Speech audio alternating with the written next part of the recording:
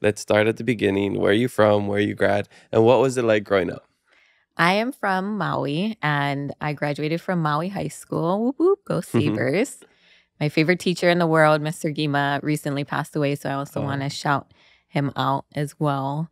And it it's been an amazing journey getting here. And I love to just inspire people because for me, I grew up on Maui, which is really expensive, but I lived in low income housing. I was raised by a single mom. We didn't grow up with much money. And I think in that era, too, a lot of people and parents, and even Hawaii in general, there was a huge kind of drug problem. And so there was constant, domestic violence, drugs.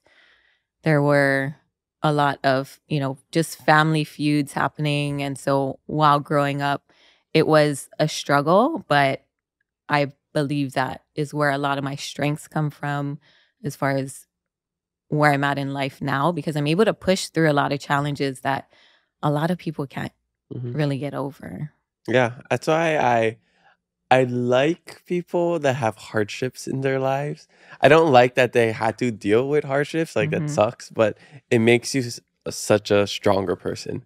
And Right. I feel like even in my life, I'm only strong and resilient because of these things that I had to go through. Right. And then I think when you're growing up too, you don't understand why things are happening the way they are Mhm. or your life situation. But as you get older, you grow to appreciate it because now you may be going through those same struggles as, say, your Mhm. parents or grandparents, and you know what they had to sacrifice in order to help to just put food on the table for you and your family. So for me, it was very apparent, especially my mom being a single mom in Hawaii, raising three children. She was always working Mhm. three, four jobs or working, 80, 90 hours a week. And so I had a little brother and sister who I had to basically help take care of them. And that was hard for me as well. And Mhm. when we lived in low income housing, it was when people think about low income housing in Hawaii, they're like, "Oh, but you're still in paradise." And it was Mhm. the exact kind of opposite. It is still filled with a lot of the negative things that come with, people that are struggling in that sense of there was constantly, drugs being sold there, other really bad things happening there. And so for me, seeing that and having to protect my brother and my sister from all of that, it drove me to never want to be in that situation again. And understanding, I felt like, oh, well, why are we here? Why are we in this situation? And my mom was always working. And so I just shout out my high school teacher in the beginning of this podcast because he would actually let us stay at Maui High School until my mom finished work because we had people waiting outside our doorstep. And it was just a really uncomfortable kind of situation when you Mhm. don't even feel safe going home. Wow, that's crazy. I remember the the I guess the closest thing for me is waiting outside of A plus. And sometimes you'd be the last one getting picked up and you never wanted to be the last I one getting know. picked up. But sometimes, just the parents had to work and sometimes maybe grandpa or grandma had to come get you. So yeah, as an adult, I appreciate my parents a lot more than when I did growing up because I had a great childhood. Hmm. But that was only because I think my parents went through all the struggles so that we didn't have to.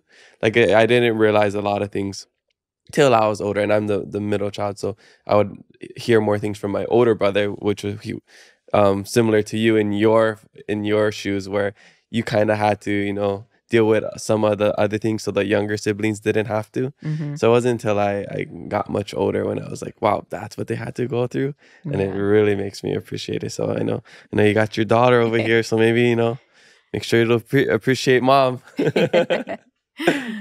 Well, I think now, as long as each generation gets better, that Mhm. is the goal and the hope. And so for me, I knew I didn't want to be in that pr- position anymore or put my kids through that. So I was determined after I graduated from high school to go to college because that's all I really knew.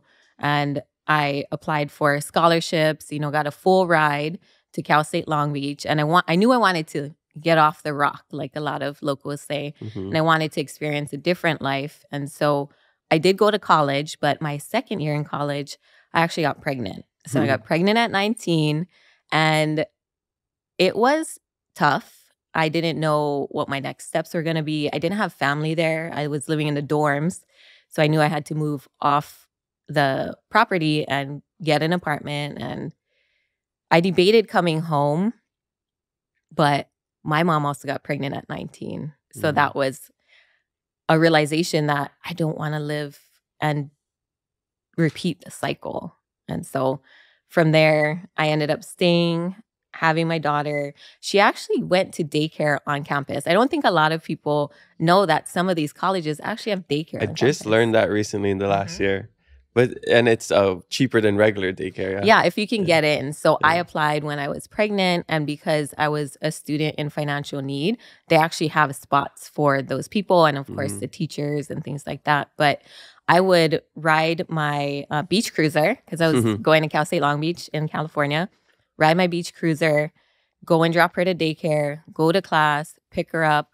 And I never really thought of it as being a challenge. I just knew I had to do it because at the end of the day, I wanted to get my degree to make something of myself. And I think a lot of my family too was very proud of me, but they were also very worried, like, oh my gosh, she's in California and she has a baby. And, you know, just making sure that I was safe. But I knew the way that I grew up was like, can't get any worse than that. So I think that was my driving force and wanting to teach my daughter that there was a different way. And she went back and forth to Maui in California when I needed help. And especially as I progressed in college, there was night classes. And so without, you know, my family's help and being able to maneuver and schedule with her, I probably wouldn't have finished college. So also shout out to them. And I was the first person from my family to graduate with a bachelor's degree from college. And so my grandpa was super proud. And he definitely, after I started in my career, I really wanted to be a counselor. So that was actually my first job in college, was counseling students of when they were getting bad grades or when they weren't doing good in class or they had concerns or weren't meeting a certain GPA. I would bring them in and talk to them and kind of listen to their stories. And it was pretty amazing. But then I also started helping them with their homework. And so my boss noticed, and I was working in the College of Engineering, and she was like, hey, why don't you start, you know, why don't you take some classes in engineering? I'm like, I am not that smart. But what I realized was, as I was taking counseling classes, a lot of the classes, there's gray areas. Like, is the sky blue or pink or white? I'm like, I think it's blue, you know? So it was things that I didn't really, concepts that I couldn't really understand at that time of like the creativity part, but I understood math. 1 + 1 = 2. So as I took these engineering courses, I'm like, hey, this actually makes sense. So that's how I ended up graduating in engineering, because of my previous boss and her pushing me to try something new. And just like my teacher in high school, he pushed me to go to college because he's like, hey, I don't want to see you live this life. And I think that key point is that there's people in your life that you don't even realize are pushing you and can see more potential in yourself than you can sometimes. Yeah, I think having mentors are so important. It's such an important thing in life. Where I'm at right now, I wouldn't be here without my mentors. So I feel like at a young age, if you don't happen to stumble upon one, when you get older as an adult, maybe try to find one. Go to events. Surround yourself. There's the classic saying like, surround yourself with like 4 millionaires and you'll be the fifth one, right? So I think that's something that I'm learning a lot in life as I get into like the entrepreneur world. Yeah. And a lot of, people can look from the outside and give you advice, but I would pay close attention to those who it really hits your heart, or that they're looking out for the best for you. Sometimes you don't want to listen, but majority of the time they are looking out for you.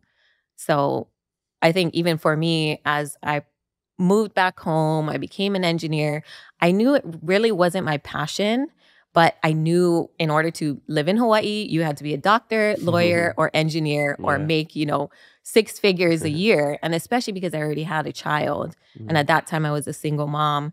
So I think just powering through and finding whatever it is you need to keep you motivated through everything is just, you only lose if you give up. You Mhm. only fail if you give up. So I know at times, even people that were in my position, or maybe single mom or grew up rough, and they feel like, man, there's no way out or there's no hope. That's why I love, social media, because you can go and be inspired and watch videos of people. And that's why I continue to share my story of where I'm at now. Is I didn't, when people say, oh yeah, you're an engineer and you own all this real estate, I didn't start off with that. I started off with Mhm. nothing. And even when I got out of college, I still had a lot of debt just from, having a child out there, Mhm. paying rent, having credit cards, and buying a car. And so I think for anybody who is struggling, just know that there's other people who've been in your shoes and made it. And I think, like you said, when you have mentors or people around you that have actually done it, you're like, okay, I can do this. Mhm. Yeah, also just seeing like what's possible. Hmm. Growing up in Hilo, I didn't really see many people in higher paying jobs and positions, so I didn't. Your cap is limited. Like the ceiling isn't that high, and Hmm. then once you go out and you realize like, wow, people make $100,000 a year. I thought like $40,000 a year was a lot. Hmm. So once you kind of get into those zones, you're like, your mind just expands, your eyes get bigger, and I think it's really exciting. The thing I love about your story is, we hear about the hero and the villain has the same origin story, right? It's just how you react to it. And like same with social media, right? Me and you could be looking at the same thing, and I could get jealous, I could get discouraged, you could get motivated, you can get inspired, and we could be looking at the same thing. And I think that happens a lot in life, right? Even Hmm. with your upbringing, somebody could have been like, "Oh, well, this sucks," play the victim card, and like, well, I guess there's no other way, but I just have to live life because these are the cards that was dealt to me. Hmm. Or you can be like, I don't want to keep living like this. Let me figure out how to get out of this. Even if it's hard, even if I get pregnant at 19, just like my mother, I can still create a different path. And I think that's inspiring. Uh, and here in Hawaii, I don't want to I don't want to get in trouble again saying where we play the victims, but it's easy to be comfortable. It's easy to just be like, well, let me just maybe go to college. If not, I'll get a construction job. I'd become an electrician. Just those work for Hiko, whatever it is. Go to work for stevedores. It's easy to just kind of go to those paths. Maybe get a restaurant job. Just the classic things we see here. Spend all your money on a lifted Yoda. Go Right. to Wani's every weekend, and then come back Monday like, "Ha, I'm so broke.